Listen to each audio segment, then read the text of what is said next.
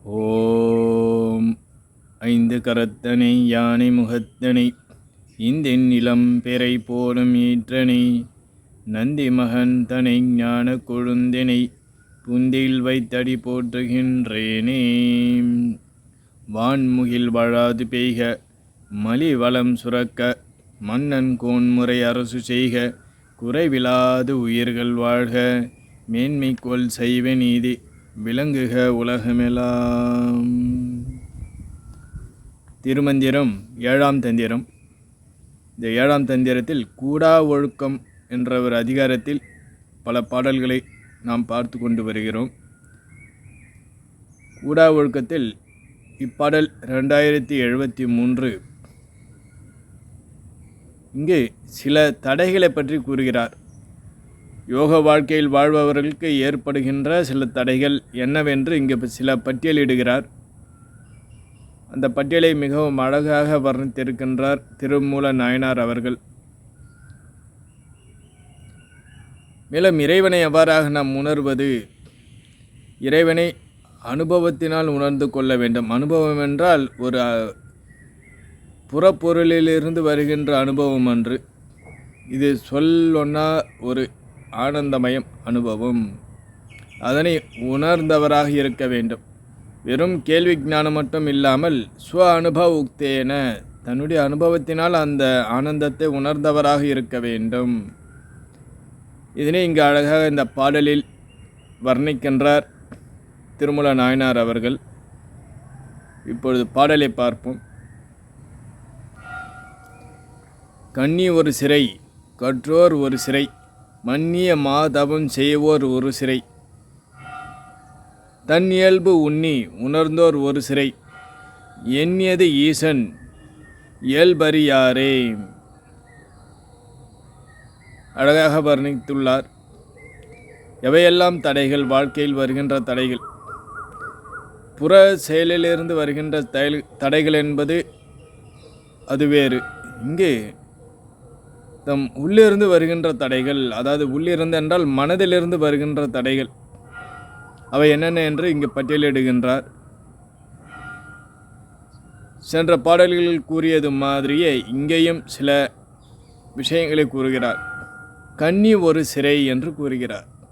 கன்னி என்றால் இங்கு பெரும்பாலும் ஆண்கள்தான் ஆன்மீகத்தில் அதிக அளவு ஈடுபடுவார்கள், துறவரம் மேற்கொள்வார்கள்.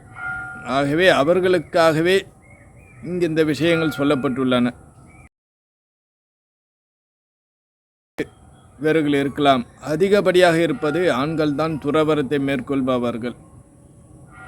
ஆகவே கன்னி ஒரு சிறை என்றால் காமம், ஆசை, அதுவும் யோகிகளுக்கு ஒரு சிறை என்று கூறுகிறார். மிகவும் கடினமானது. இந்த பிறவி பெருங்கடல் கடப்பது போன்று இத்தகைய எண்ணங்களை கடந்து வருவது என்பதும் மிகவும் கடினமானது. ஆகவே இதுவும் ஒரு சிறை என்று கூறுகிறார். இந்த எண்ணங்கள் நமது வசத்தில் இல்லை. எண்ணங்கள் இறைவன்பால் உள்ளன. அவை நம்முடைய உள்ளத்தில் தோன்றி ஒவ்வொரு எண்ணமும் தோன்றி மறைகின்றன. ஆகவே இந்த எண்ணத்தை தன்வசத்தில் வைத்தல் என்பது மிகவும் கடினமானது. தன்வசத்தில் வைத்து கொண்டால் நானே ஈஸ்வரனாகி விடுவேன். ஆகவே இந்த எண்ணம், இந்த காம எண்ணமும் மிகவும் கடினமானது, ஒரு சிறை என்று இங்கு வர்ணிக்கின்றார். மேலும் கற்றோர் ஒரு சிறை, கற்றறிந்த ஞானிகள், அறிஞர்கள், அவர்களுக்கும் இந்த படிப்பே, இந்த அறிவே ஒரு சிறையாகி விடுகின்றன. வேதங்கள், வேத ஆகமங்கள் அனைத்தும் நன்றாக தெல்ல தெளிவு அற கற்றவர்கள், அவர்களுக்கு இந்த அறிவே ஒரு சிறையாகிவிடும். அதனை விட்டு வெளியே வரமாட்டார்கள். ஏனால் தனகர்வம், யௌவன கர்வம், வித்யா கர்வம் என்று 3 விதமான கர்வங்கள் நம்மிடம் இருக்கின்றன. இந்த கர்வங்களை கடப்பது என்பது மிகவும் கடினமானது. இதுவும் பிறரிடம் நமக்கு எளிதில் பழகுவதற்கு மிகவும் கடினம். இந்த வித்யா கர்வமும் தனம் அதிகமும் இருந்தாலும் அனைவரும் எளிதாக பழகிவிட மாட்டார்கள். ஆகவே இத்தகைய கர்வத்தையும் இந்த அறிவும் நமக்கு ஒரு சிறை என்று கூறுகிறார். ஆகவே இது இங்கு சிறை என்று கூறுகிறார். கற்றோர் ஒரு சிறை என்று கூறுகிறார். அடுத்ததாக மன்னிய மாதவம் செய்வோர் ஒரு சிறை என்று கூறுகிறார். மாதவம் செய்பவர்கள், பெரிதாக தவம் செய்பவர்கள், காட்டில் உட்கார்ந்து உடலை வருத்தி தவம் செய்பவர்கள், அவர்களுக்கு அந்த தவமே ஒரு சிறையாகிவிடும். சிறை என்றால் அந்த தவமே அவர்களுக்கு ஒரு கர்வத்தை கொடுத்துவிடும், ஒரு சக்தியானது ஏற்பட்டுவிடும். பிறகு நகருக்கு வந்து ஒரு பிச்சை எடுப்பதற்காக வருகிறார். அங்கே வந்து அப்பெண்மணியானவள் தன்னுடைய கடமையை முடித்து வந்து இவருக்கு உணவு பரிமாறுவதற்கு நேரமானது ஆகிவிட்டது. ஆகவே அவள் மீது கோபம் கண்டு அவளை எரிப்பது போன்று அவளை பார்க்கின்றார். ஆகவே இந்த தவத்தினால் ஏற்படுகின்ற ஒரு கர்வம், இது ஒரு சிறை என்று கூறுகிறார் திருமூல நாயனார் அவர்கள். மேலும் தன் இயல்பு உணராது இருப்பதும், தன்னுடைய இயல்பு, தன்னுடைய சக்தி, தன்னுடைய நிலைமையை எண்ணாதவர்களும் அதுவும் ஒரு விதமான சிறை என்று கூறுகிறார்.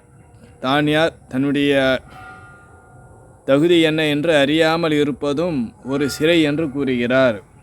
அனுபவமில்லாத உணர்வு, அறிவை பெற்றாகிவிட்டது. அந்த அறிவானது அனுபவத்திற்கு உட்படாமல் வெறும் தர்க்கவாதங்களை மட்டுமே பேசிக்கொண்டு இருப்பதும், அதுவும் தன் இயல்பை உணராமல் தர்க்கத்தை மட்டும் பேசிக்கொண்டு விதண்டாவாதம் செய்து கொண்டு இருப்பதெல்லாம் கூட ஒரு விதமான சிறை என்று இங்கு திருமூல நாயனார் கூறுகிறார்.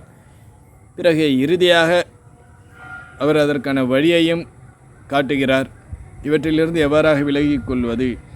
என்னது ஈசன் இயல்பு அறியார். இவர்களெல்லாம் இங்கு சொல்லப்பட்ட 4 விதமான மனிதர்கள். காமத்தை வெல்லாதவர்கள்,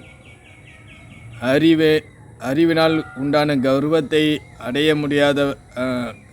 அடைந்தவர்கள்,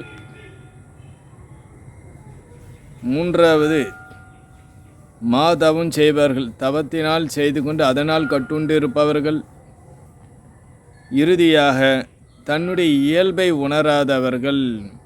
இவர்களெல்லாம் இந்த 4ம் உடையவர்களுக்கு அவர்களுக்கு எந்த விஷயத்தில் அவர்கள் அதிக நிபுணத்துவம் பெற்றவர்களாக இருக்கிறார்களோ அவையே அவர்களுக்கு சிறையாகி விடுகின்றனவாம்.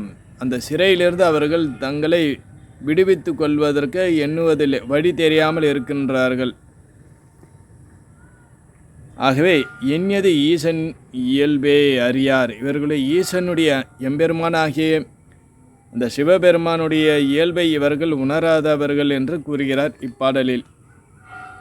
இப்போ மனதை வெளிமுகமாக செலுத்தாமல் உள்முகமாக பார்த்து பழக வேண்டும். அவ்வாறாக பார்த்து பழகாதவர்களுக்கு ஈசனருள் கிடையாது என்று இப்பாடலின் மூலமாக உணர்த்துகிறார். கற்று உணர்ந்து மெய்ப்பொருள் கண்டார் மற்ற ஈண்டு வாரா நெறி. நன்றாக கற்று மெய்ப்பொருளை உணர்ந்தவர்கள் தான் வாரா நெறி என்றால் மீண்டும் பிறவிக்கு வாராத நெறியை உணர்ந்தவர்கள். அவ்வாறாக இல்லாதவர்களெல்லாம் தங்களை சிறைப்படுத்தி கொண்டவர்கள், அந்த சிறையிலே மாட்டிக்கொண்டு உழல்பவர்கள், அந்த சிறையிலிருந்து தங்களை விடுவித்து கொள்ள வழி அறியாதவர்கள் என்று இப்பாடலில் மூலமாக விளக்குகிறார். மீண்டும் அடுத்து வருகிற பாடலில் நாம் பார்த்து மகிழ்வோம். மூர்த்தி எல்லாம் வாடி எங்கள் மோனகுருவாடி, அருள் வார்த்தை என்றும் வாடி, அன்பர் வாடி பராபரமே. ஓம் சாந்தி சாந்தி சாந்தி. ஹரி ஓம். ஸ்ரீ குருபியோ நமஹ. ஹரி ஓம்.